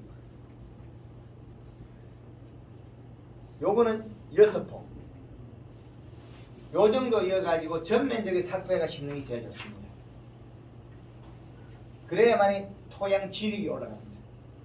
그리고 이것을 전작기에 어떤 작물을 재배했냐에 따라서 다릅니다. 전작기에 토양을 재배했다면 논땅이라면 비료가 많이 없기 때문에 괜찮은데 전작기에 재배한 토양에 잔량 비료를 토양 분석해서 분석하고 난 다음에 그 비료의 기준에 맞춰서 요건 가감할 수 있습니다. 그래서 농업도 이제는 과학이다. 그래서 사과에는 잎에다가 물을 뿌리는 시스템을 많이 했습니다. 일부 물을 뿌려서 봄 생육을 이걸 잎을 키우는 걸 합니다. 사과에는 사이마스켓은 매일 물 뿌려서 바이러스를 막아내고 과일은 크고 잎은 작게 3일 하면서 연면 시비까지 합니다. 맹물을 매일 뿌리고. 그래서 옛날에 우리가 미국식 우리나라의 관수 쿨러가 들었다가 없어지고 그 다음에 다시 유럽식으로 바닥에 점적이나 바닥에 쿨러가 갔을 겁니다. 그래서 앞으로 과일을 대과를 키우고 품질을 좋게 하려면 때로는 위에다가 물을 뿌려서 잎을 성장시키고 잎의 영양 이동시켜야 된다. 감에는 아직까지 이걸 많이 적용 안 하고 있습니다. 사과, 포도까지, 자두까지도 적용하고 있습니다. 앞으로 이건 변화가 있어야 됩니다. 잎에다 물을 뿌리는 이유는 온도 때문에 그럽니까? 성장, 봄 성장. 물하고 어떤 수분하고 관계 있습니까? 얘가 영양만큼 물을 뿌리면 자라거든요. 어릴 때 잎은 자율행동이에요. 자율행동이에요. 그 말은 비에 의해서 잠깐 언급했는데 비가 하루 종일 와버리면 잎이 한 번에 다 자버려. 끝. 3일 뒤에 되면 얘는 굳어버려요. 영양이 없다. 그런데 비가 하루 종일 왔는데 비 오기 전에 연면십에 잎을 살을 찌워놓지 않았더라면 비 오고 난 뒤에 다른 시간에 가서 잎이 자라있어요. 살을 찌고 오며줘야 돼요. 그러면 작은 가지 잎들이 다시 성장을 해요. 작은 가지 잎들을 빨리 성장해서 동일하게 키워놓지 않으면 과일이 여기 적게 열어요. 잎이 태어날 때는 잎이 크기를 결정 안 했어요. 잎이 태어났을 뿐이지 결정을 안 했어요. 뿌리에서 영향이 오든 잎에서 외부에서 영향을 받든지 그 선택을 결정 안 한다는 거죠. 전년도 저장약물하고 관계가 있어요? 전년도 저장약물은 오래 못 가요. 굵은 데를 많이 갖고 가는 게 못 가죠. 우리가 이렇게 손을 펴놓으면 이게 몇 가지 형태 나오죠. 나뭇가지라면 이래 굵은 것도 있고 가는 것도 있잖아요. 그죠? 이 작은 가지는 우리 감이 더 좋고 유리하다고 키우잖아요. 그럼 이 작은 가지를 이 굵은 가지와 같게 만들어줘요. 영양을. 그 유튜브 영상에 보면 사과 가지가 이렇게 늘어졌는데 이것이 위에 있는 사과보다 더 크게 만들어버려요. 우리는 보면 감히 수확을 해보면 아래 가지보다 위에 가지 먼저 따기가 좀 크죠. 그거는 후기에 성장하는 거고 봄에 그 영향을 바꿔버려요. 사과에서는 보면 처진 가지 사과는 SS 연면신만하게 더 크고 위에 달린 가지 더 조그만해. 황금에 농법에서 그것도 만들어냈어요. 그리고 그게 맹물 시비가 필요한 부분입니다. 그래서 요 잎이 따로 행동한다. 자연 세계에 자기가 DNA 그렇게 만들어놨어요. 갑자기 자라다가 여기에 그늘어지면 여기 영양 생산하는 게 이게 영양 안 줘요. 그 결정을 봄에 하고 있더라. 그래서 봄의 연면 시비를 아주 중요시 여긴다. 그 다음에는 품질과 안정성을 위한 연면 시비고 봄의 연면 시비는 절대적이다. 아주 중요합니다. 봄의 연면 시비는 절대적이다. 그게 맹물 시비를 안 하면 7일이 걸리고 비가 와버리면 갑자기 3일을 줄어들어요. 거기 궁금한 거 하나 있습니다. 예. 그 쿨러로 돌리면은 예. 이제 비료 효과가 나온다고 방금 말씀. 아니 성장을 해. 예? 성장을 해. 성장. 성장. 그렇죠. 아 그런데요. 이렇게 통상적으로 농부들도 알고 있는 내용들이 비료가 오면은 비료 한 번 효과가 온다 이렇게 그 나쁜. 하거든요. 그런데요. 그때 비가 올 자연적으로 비가 올 때는 대기가 이렇게 습기가 많고 그렇게 해서 대기 중에 있는 질소를 이제 잎에서 흡수를 해서 그 효과가 대기 중에 질소는 분해가 안 된 질소이기 때문에 질소는 그냥 질소입니다. 못 먹어요. 예? 번개가 때리가 먹어야 돼. 번개? 예, 번개가 때리지 않으면 그 질소는 못 먹어요. 아니 이제 번개 말고 보통 비가 올 때 말입니다. 그거 하나도 못 먹어. 맹물이. 아 근데 이제 저기 뭡니까? 그거 다 쿨러 돌리면은 쿨러로 돌리나 네. 비가 오나 두 개 동일합니다. 잎의 봄수는 성장을 하고 성장을 다한 것들은 이동을 하는 거예요. 아니 이제 그 쿨러 돌릴 때하고는 이제 대기 환경이 다르죠. 쿨러는 햇빛이 나 있을 때고 예, 그 비가 올 때는 대기가 이제 해가 안 나고 대기가 이렇게 수분이 많아가지고 똑같습니다. 예? 똑같아요. 예, 물 뿌리면 기공 닫아보거든. 그 한 가지 더 질문할게요. 예, 지나간 얘기인데요. 아까 전에 얘기인데 그 봄철에 연면 시비를 하라고 그랬어요. 예. 봄시기에. 그런데 연면 시비가 아까 복합비료도 말씀하셨고 뭐 이렇게 요소는 우리 잘 녹습니다. 연면 했는데 요소를 이빨에 약에서 적기 성장했을 때 연면 시비하면은 요소 가진 입자가 굉장히 이제 그 크다고 그랬는데 그 가능한가 그것도 궁금하고요. 또 한 가지는 그 다른 복합비료를 연면 시비할 때 어떤 방법으로 하는가? 예를 들면 그 킬레이트가 안 돼 있는 저기 복합비료인데 다 먹습니다. 물에 녹을 수도 녹이려면 어떻게 해야 되는지. 다 먹습니다. 예? 우리가 우리가 쓰고 있는 저 복합비료들이 다 녹아 먹을 수 있어요. 그러나 성분 때문에 그러는 거죠. 근데 그 예. 복합비료를 연면 시비하려고 그러면은 예. 어차피 뭐 연면 시비는 우리 녹여서 해야 할 거 아니겠습니까? 예. 뭐 이렇게 SS로 하든지 뭘 하든지. 예. 근데 그걸 녹여서 하려면 어떻게 해야 될 것인지 궁금해서. 그 비료 속에 수용성이라고 예. 그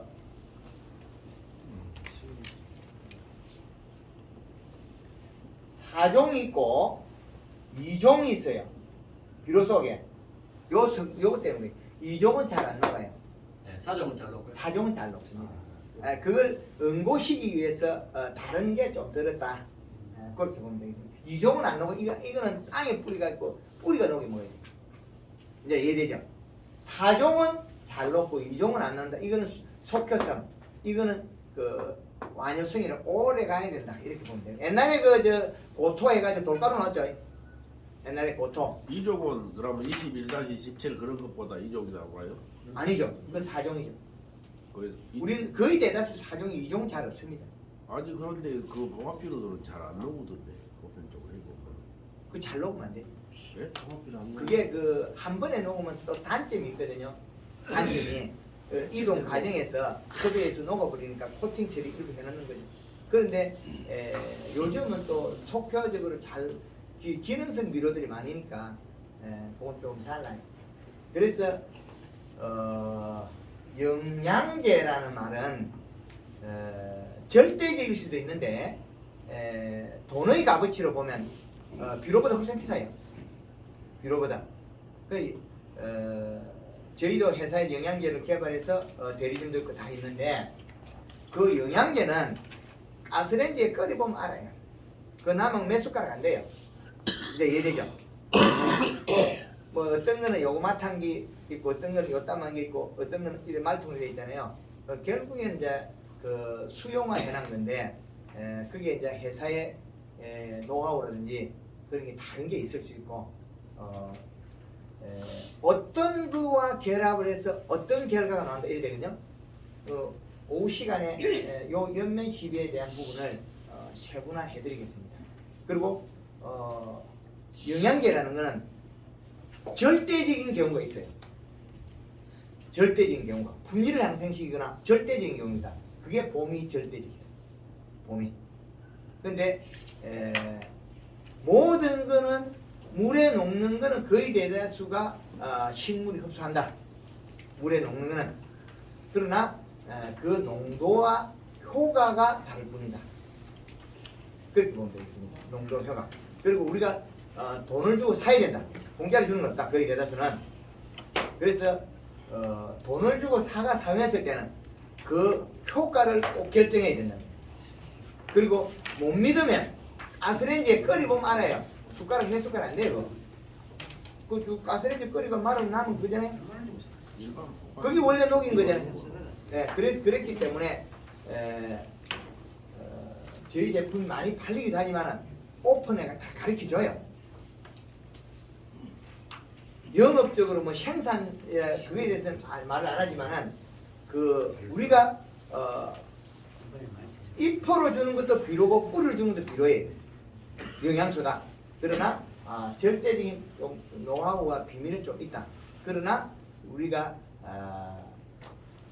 요것을 아무리 잘해도 요것이 안 되는 것 때문에 제가 32년 동안 실패한 주 원인이더라. 비료를 아무리 줘도 안 되더라는 거죠. 그래서 찾아내서 옆면 시비해서 요거를 결정해서 요렇게 만들어 가는 걸 개발했는데 그걸 말을 해도 안 되기 때문에 하나의 학문화하기 위해서 잎의 모양과 가지의 각도를 측정해서 만드는 게 4대 공식이에요. 그래서 이런 하나의 그 퍼즐을 더 맞춰간다. 이거를 해놓고 나니까 가을에 감이 조금 많아지는 거예요. 왜? 여름에 비료 부석을 잘못해요. 봄에는 좋았다. 근데 네 말 듣고 하니까는 좋던데 가을에 되니 감이 요만한데 썩을로 영양제 치려고 뒤 고심하고 가을에 요만 것도 안 돼. 니 우짜기고 그래 나오겠죠. 그거는 이 나무가 먹어야 될 계절의 비료 성분에 관계 있더라. 계절에 질소는 시원한 비료인데 더운 비료 가리가 많아서 일어난다. 이렇게 보면 되겠습니다. 오후 시간에 다시 배워주는 것 같습니다. 예, 감사합니다. 네. 오늘 강의 또 열심히 해주신 황금알 농법 김기현 대표님께 박수 한번 다시 한번 부탁드리겠습니다. 이제 오후는 이제 점심은 오대감 식당에서 이제 할 겁니다. 지금 교육 명단에